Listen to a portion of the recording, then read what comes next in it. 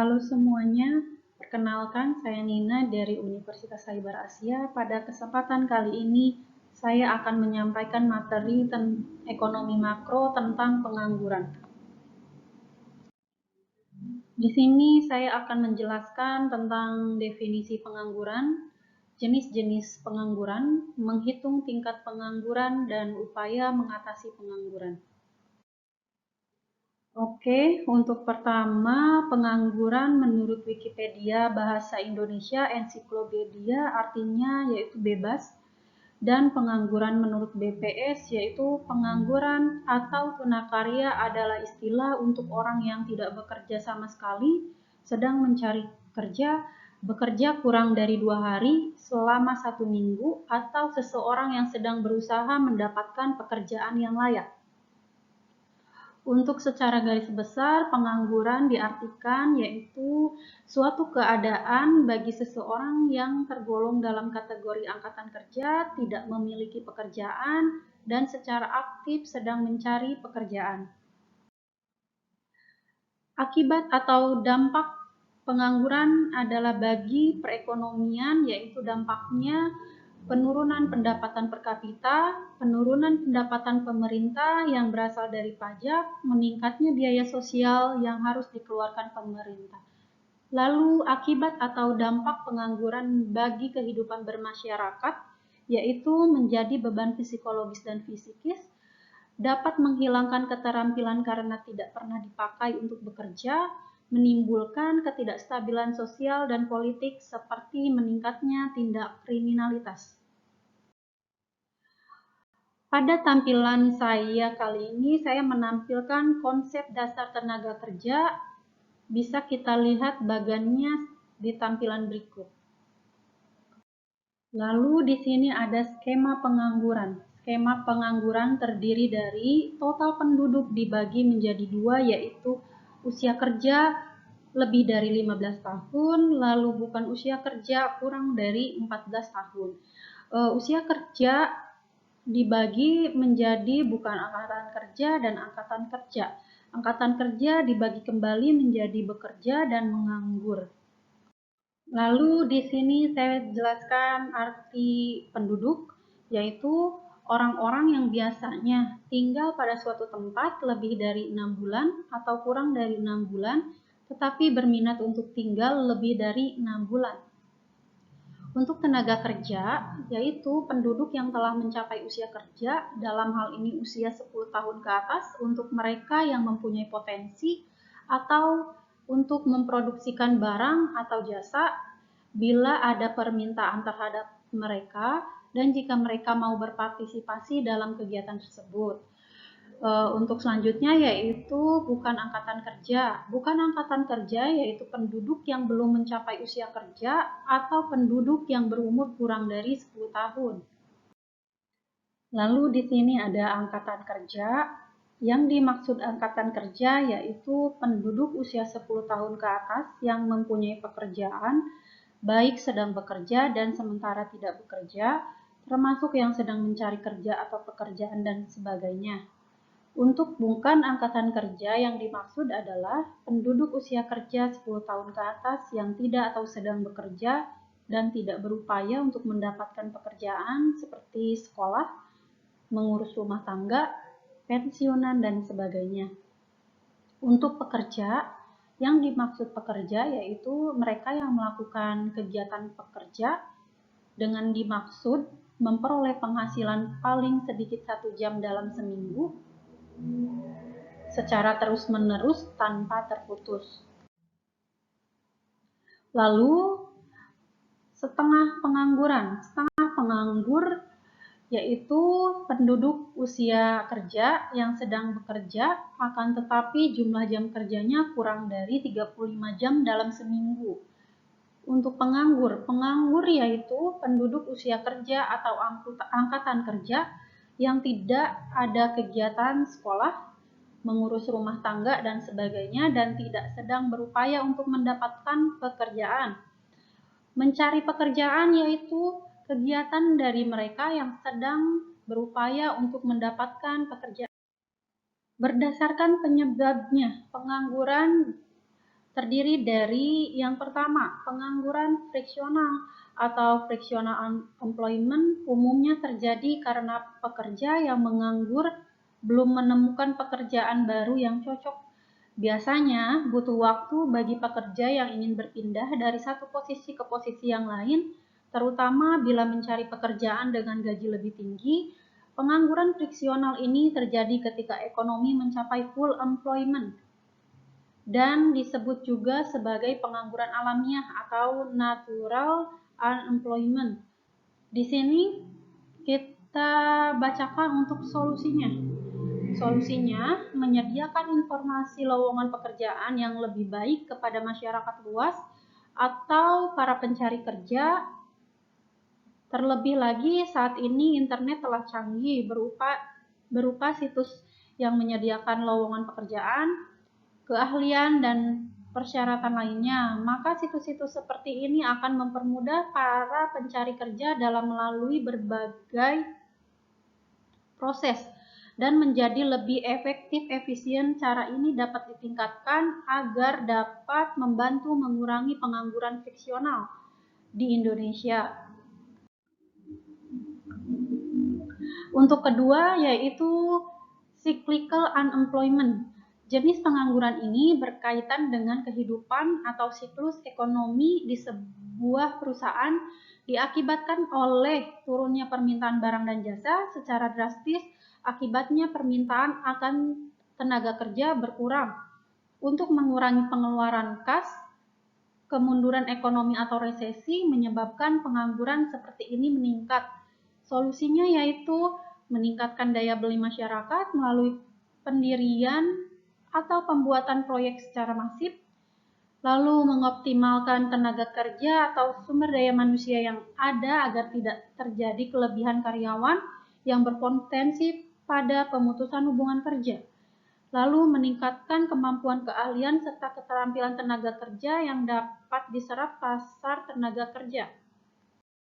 Untuk jenis-jenis pengangguran berdasarkan penyebabnya, yang ketiga yaitu pengangguran struktural. Jenis pengangguran ini disebabkan oleh perubahan struktur kegiatan ekonomi.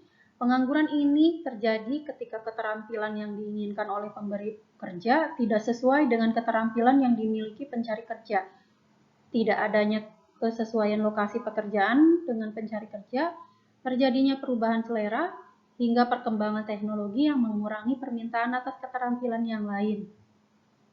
Maka solusinya yaitu yang pertama, meningkatkan mobilitas atau perputaran modal dan tenaga kerja agar dapat mengatasi ketimpangan akibat perubahan struktur ekonomi, menciptakan sarana atau fasilitas pelatihan bagi tenaga kerja agar dapat mengisi peluang kerja yang ada saat itu.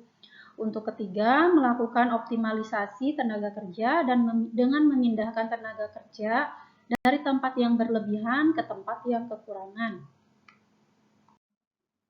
Jenis-jenis pengangguran berdasarkan penyebabnya yang nomor 4, yaitu pengangguran teknologi. Jenis pengangguran ini terjadi karena bidang-bidang produksi yang dulunya dikerjakan manusia dengan tenaga kerja manusia sekarang bisa menjadi lebih mudah jika dikerjakan dengan teknologi. Hal ini yang membuat posisi manusia tergusur dan digantikan oleh mesin. Untuk solusinya, di sini ada yang pertama, meningkatkan mutu pendidikan, pelatihan tepat guna, menciptakan lapangan pekerjaan, memfasilitasi pinjaman modal, motivasi dan pengembangan diri, mengembangkan bakat, meningkatkan teknologi online, dan meningkatkan kreativitas tenaga kerja. Untuk selanjutnya, jenis pengangguran berdasarkan waktu kerja diantaranya adalah yang pertama, pengangguran musiman. Jenis pengangguran ini terjadi karena adanya perubahan musim. Misalnya petani, mereka hanya akan bekerja pada saat musim tanam dan musim panen. Tetapi setelah itu mereka akan menganggur. Inilah yang disebut pengangguran musiman. Maka solusinya yaitu yang pertama, memberikan pelatihan keterampilan atau usaha di daerah rawan pengangguran musiman agar masyarakat dapat mengubah kondisi menganggur menjadi kondisi berkegiatan produktif.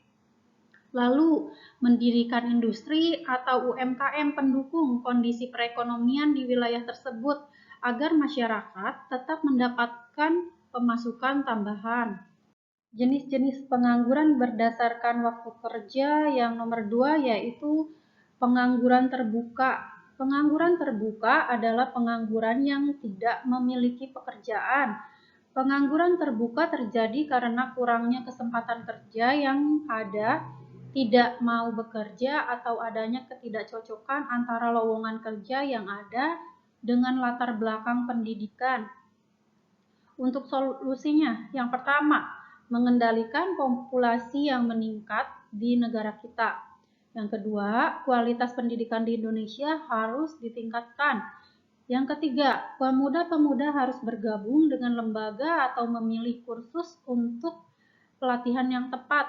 Lalu yang selanjutnya, pemerintah harus mendorong dan mengembangkan industri berbasis pertanian di daerah-daerah pedesaan.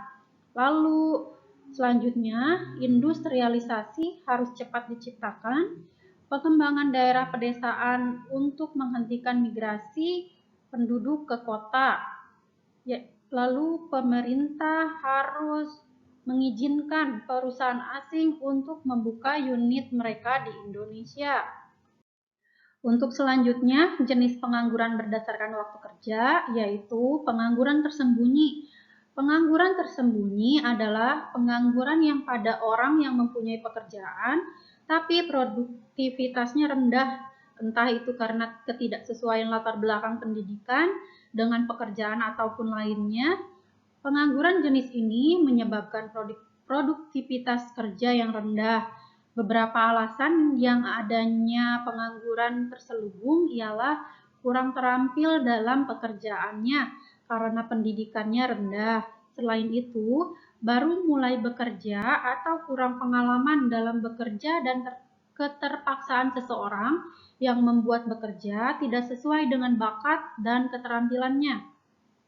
Contoh pengangguran tersembunyi adalah seseorang dengan gelar sarjana hukum bekerja sebagai guru, padahal seharusnya seorang dengan gelar hukum bekerja menjadi hakim, pengacara, atau jaksa. Untuk selanjutnya, jenis-jenis pengangguran berdasarkan waktu kerja yaitu setengah menganggur. Pengangguran ini terjadi ketika ada tenaga kerja yang tidak bekerja dengan maksimal. Biasanya pengangguran jenis ini memiliki jam kerja yang sedikit atau tidak sesuai sehingga penghasilan mereka pun kadang tidak mencukupi. Pekerja-pekerja yang mempunyai masa kerja seperti yang dijelaskan ini digolongkan sebagai setengah menganggur. Setengah penganggur adalah orang yang pekerjaannya kurang dari 35 jam per minggu. Lalu untuk selanjutnya kita akan menghitung tingkat pengangguran. Di sini kita dapat melihat siklus tingkat pengangguran, yaitu pemutusan kerja, pengangguran, dilambangkan dengan U, lalu perolehan kerja dilambangkan dengan F kecil, lalu orang yang bekerja dilambangkan dengan E besar. Lalu untuk menghitung tingkat pengangguran, BPS mendefinisikan angkatan kerja atau labor force sebagai jumlah populasi yang bekerja dan yang tidak bekerja. Di sini rumusnya, angkatan kerja sama dengan jumlah yang bekerja ditambah jumlah yang tidak bekerja. Tidak hanya sampai di situ, BPS juga memakai hasil survei yang sama untuk menghasilkan data menyangkut partisipasi angkatan kerja. Tingkat partisipasi angkatan kerja atau labor force participation rate mengukur persentase dari seluruh populasi orang dewasa yang tergolong angkatan kerja. Rumusnya di sini, tingkat partisipasi angkatan kerja dibagi populasi orang dewasa dikali 100%. Lalu menghitung tingkat pengangguran. Rumusnya yaitu jumlah penganggur dibagi angkatan kerja dikali 100%. Di sini ada contoh menghitung tingkat pengangguran. Terdapat sebuah diagram pembagian populasi tahun 2018. Di sini terlihat bekerja 124 juta, tidak bekerja 7 juta, populasi orang dewasanya 194 juta, tidak termasuk angkatan kerja 63 juta, angkatan kerja 131 juta. Sebagai contoh, untuk menghitung nilai-nilai tersebut, mari kita gunakan data yang ada pada diagram di samping. Pada tahun 2018 terdapat 124 juta jiwa yang bekerja dan 7 juta jiwa yang tidak bekerja.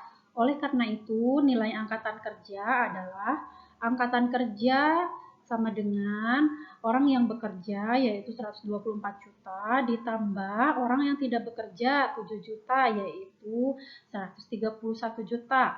Sedangkan tingkat pengangguran adalah tingkat pengangguran yaitu orang yang tidak bekerja dibagi angkatan kerja 131 juta dikali 100%, maka hasilnya 53%. Maka tingkat penganggurannya 5,3% di tahun 2018. Karena jumlah populasi orang dewasa sebanyak 194 juta jiwa, maka tingkat partisipasi angkatan kerja adalah tingkat partisipasi angkatan kerja yaitu angkatan kerja 131 juta dibagi dengan populasi orang dewasa 194 juta, hasilnya 67,5%.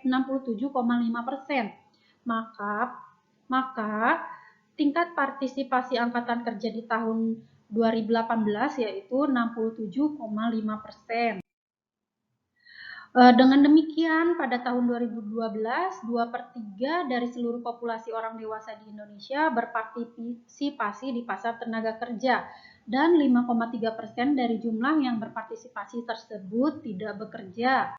Baik, di sini kita akan menjelaskan tentang hubungan inflasi dan pengangguran. Berdasarkan diagram di samping, yang pertama, penurunan pada pengeluaran dan permintaan agregat akan mendorong perusahaan untuk membatasi produksi. Yang kedua, pembatasan produksi ini dapat menurunkan penggunaan jumlah tenaga kerja sehingga pengangguran meningkat. Yang ketiga, pembatasan produksi menurunkan tingkat harga kerja dari P1 ke P3. Untuk selanjutnya, hubungan inflasi dan pengangguran. Peningkatan pada pengeluaran dan permintaan agregat akan mendorong peningkatan produksi. Lalu, peningkatan produksi dapat menambah jumlah penggunaan tenaga kerja sehingga dapat mengurangi pengangguran.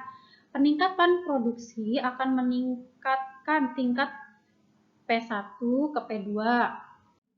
Untuk hubungan inflasi dan pengangguran berdasarkan kurva Phillips di samping, yang pertama, hubungan antara inflasi dengan pengangguran diperlihatkan oleh kurva Phillips. Dalam jangka pendek, ada hubungan negatif antara inflasi dan pengangguran. Selanjutnya, besar kecilnya kemiringan menunjukkan respon tingkat pengangguran terhadap perubahan inflasi. Lalu, inflasi yang meningkat akan menurunkan upah real dan selanjutnya akan meningkatkan penggunaan tenaga kerja. Yang selanjutnya, namun dalam jangka panjang, inflasi yang tinggi juga akan meningkatkan harga bahan baku. Baiklah, penjelasannya sampai di situ yang bisa saya jelaskan. Terima kasih dan sampai jumpa.